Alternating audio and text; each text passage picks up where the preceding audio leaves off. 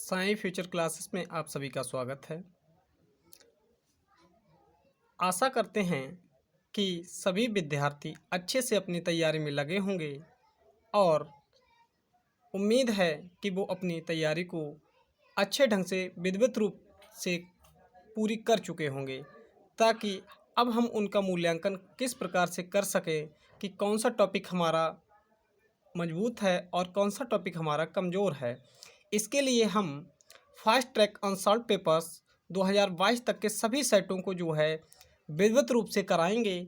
अगर आपको हमारे सभी सेट चाहिए तो हमारे चैनल को सब्सक्राइब कीजिए, ताकि आपके जो है हम परीक्षा में महत्वपूर्ण योगदान दे सकें। स्टार्ट करते हैं अनसॉल्व पेपर को। आज पहला सेट कराते हैं, जिसमें से हम कुछ बड़े बड़े प्रश्नों को सॉल्व कराएंगे। इसके बाद हम सारे प्रश्नों को विधिवत रूप से यानी कि क्रम वाइज कराएंगे। अगर आपको वीडियो पसंद आए तो लाइक करना, चैनल को सब्सक्राइब करना ना भूलना। ये हमारा पिछली वर्ष 2022 का गणित का पेपर है, जो 70 अंकों का होता है। आशा करते हैं ये हैं कि आपकी तैयारी एकदम विधिवत रूप से हो चुकी होगी और इन प्रश्नों को आप आसानी से हल कर पाएंगे। अगर नहीं हल कर पाते हैं फिर भी मेरे साथ जुड़े रहिएगा। मैं आपको 70 में से 70 की गारंटी तो नहीं, लेकिन 70 में से 60 नंबर आप ला सकते हैं, क्योंकि अब जो है टाइम बचा भी नहीं है और इन अनसॉल्व पेपर को आप सॉल्व करते हैं तो आप अपने जो है रिजल्ट तक, टारगेट तक ज़रूर पहुंचेंगे। ठीक है, शुरुआत करते हैं। तो आज का मेरा प्रश्न, पहला प्रश्न, और एक ही प्रश्न कराऊंगा इसमें, इसके बाद मैं आपकी बड़ी बड़ी वीडियो के साथ कराता चला जाऊंगा। पहले प्रश्न को हम पढ़ते हैं, इसके बाद हम सॉल्व करने का प्रयास करेंगे। प्रश्न नंबर हमारा ये है और जो कि हमारा 4 अंकों में आया है। प्रश्न नंबर है, दिखाई देता होगा, दी गई आकृति में, क्वेश्चन है हमारा कि दी गई आकृति में त्रिज्यखंड ओ ए सी वी 3.5 सेंटीमीटर त्रिज्या वाले वृत्त जिसका केंद्र O है का चतुर्थांश है। यदि OD बराबर 2 सेंटीमीटर है तो छायांकित भाग का क्षेत्रफल ज्ञात कीजिए। हमको दे रखा है O A C V। इसको जो दे रखा है, हमारी इनकी जो त्रिज्या दे रखी है वो 3 सेंटीमीटर है, और OD वाला भाग हमारा ये है। यहाँ से O से D तक की दूरी 2 सेंटीमीटर दे रखी है, और हमें जो लाइनें पैरेलल लाइन, वर्टिकल लाइन है, खड़ी खड़ी लाइन, ये जो छायांकित किया गया भाग है, इसका हमको क्षेत्रफल ज्ञात करना है। पहले इसके डायग्राम को हम बेसिक से समझने का प्रयास करेंगे, इसके बाद इस प्रश्न को हल करेंगे। देखते हैं, अगर हम, मेरे प्यारे विद्यार्थियों, एक वृत्त की बात करें तो ये वृत्त है। इस वृत्त को आप सभी जानते होंगे। अगर हम इस वृत्त को बनाए तो इसका कोई एक सेंटर पॉइंट होगा। अगर इसका सेंटर पॉइंट है तो ये वृत्त का व्यास है, और इधर से भी ये वृत्त का व्यास है। इसको हमने बराबर बराबर 4 भागों में बांट लिया। अगर हम वृत्त के क्षेत्रफल की बात करते हैं, वृत्त के क्षेत्रफल की बात करें तो जो हमारा वृत्त का क्षेत्रफल होता है वो होता है पाई आर स्क्वायर। जो वृत्त का हमारा क्षेत्रफल होता है वो क्या होता है? पाई आर स्क्वायर।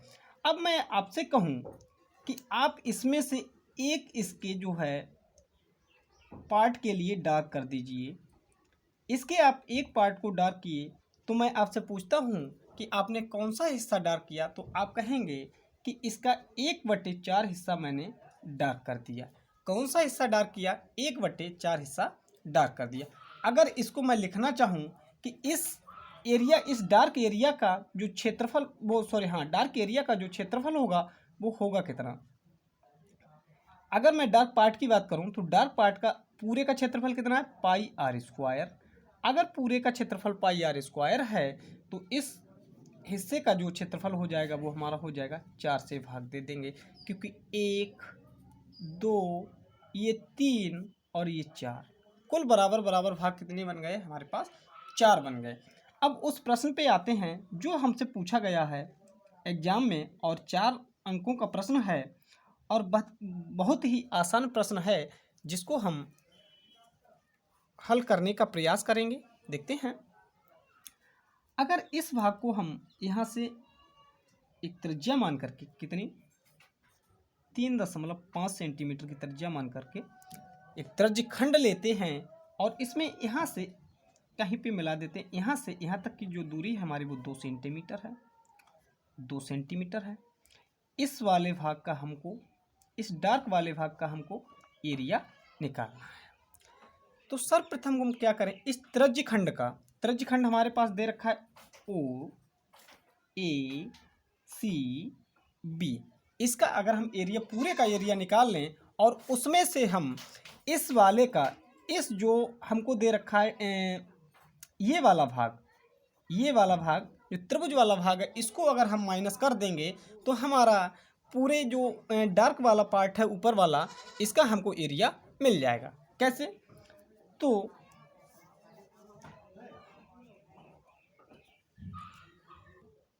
त्रिज्यखंड, हमारा त्रिज्यखंड कितना होगा, ओ ए सी वी का क्षेत्रफल। अब ओ ए सी वी हमारा यहाँ से देखें तो ये एक वृत्त का चौथाई हिस्सा हो जाएगा, तो इसे लिखेंगे हम पाई आर स्क्वायर अपॉन 4। यहाँ तक कोई दिक्कत नहीं होगी। हमारी अगर त्रिज्या की बात करें तो हमारी ये त्रिज्या हो गई पूरी, कितनी, 3.5, तो लगा देंगे हम पाई इंटू का 3.5 का स्क्वायर बटे 4, लगाएंगे 22/7 इंटू का 3.5 गुणा 3.5 बटे 4। पॉइंट हटाएंगे, एक 10 बढ़ा लेंगे, पॉइंट हटाएंगे और एक और 10 बढ़ा लेंगे। इस 7 से काटेंगे 5 बार में, इस 5 से काटेंगे 2 बार में, इस 2 से काटेंगे 11 बार में और इसको काटेंगे 2 बार में और इसको काटेंगे 5 से 7 बार में। तो हमारा ये हो जाएगा 11 सत्ते 77, 11 सत्ते 77 बटे 4 दूनी 8 हो जाएगा। ये हमारा त्रिज्यखंड ओ ए सी बी का क्षेत्रफल आ गया। जब हमारा ये त्रिज्यखंड ओ ए सी बी पूरे का एरिया निकल आया तो आप देखते होंगे कि इसमें ये हमारा 90 डिग्री बना रहा है, ये हमारा एंगल 90 डिग्री बन रहा है। अगर समकोण त्रिभुज में हमें आधार दे रखा है और लंब दे रखा है तो समकोण त्रिभुज का क्षेत्रफल होता है 1/2 आधार गुणा ऊंचाई, आधार गुणा ऊंचाई। मेरे प्यारे विद्यार्थियों, आधार गुणा ऊंचाई इसका क्या होता है, क्षेत्रफल होता है। 1/2 आधार दे रखा है 3.5 गुणा, और इसका जो ऊंचाई दे रखा है वो 2। अगर हम इस 2 से 2 को काट दें, अगर इस 2 से 2 को काट दें तो समकोण जो त्रिभुज है, समकोण त्रिभुज है उसका जो क्षेत्रफल होगा वो कितना होगा, हमारे पास 3.5 होगा। अब हम बात करें, हमने इस पूरे का एरिया निकाल लिया, किसका, ओ ए सी बी का एरिया निकाल लिया। इसके साथ साथ हमने त्रिभुज किसका, त्रिभुज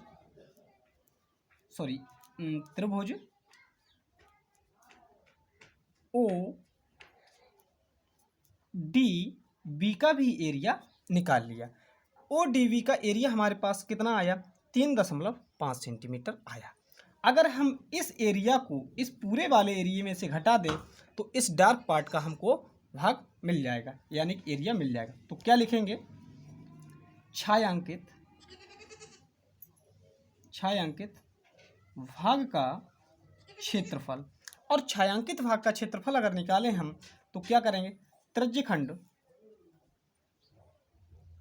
त्रिज्यखंड ओ ए सी बी का क्षेत्रफल माइनस ओ ए सी बी का क्षेत्रफल माइनस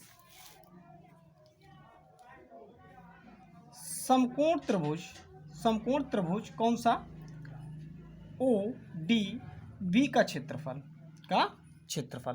अब इस त्रिज्यखंड का क्षेत्रफल कितना आया हमारे पास, 77/8 माइनस का 3.5 पॉइंट हटाएंगे और नीचे 10 बढ़ाएंगे। 5 से काटो 2 बार में और 5 से काटो 7 बार में। अगर इसके एलसीएम की अगर हम बात करें मेरे प्यारे विद्यार्थी, इसके एलसीएम की बात करें कितना है, यहाँ 8 है और यहाँ 2 है, तो इसका एलसीएम आ जाएगा हमारे पास 8। 8 एकम 8 यानी कि यहाँ 77 आएगा और यहाँ 77 माइनस का 7, 2 से काटे 4 बार में यहाँ 4 आएगा, तो ये हो जाएगा 77 माइनस का 28 बटे 8।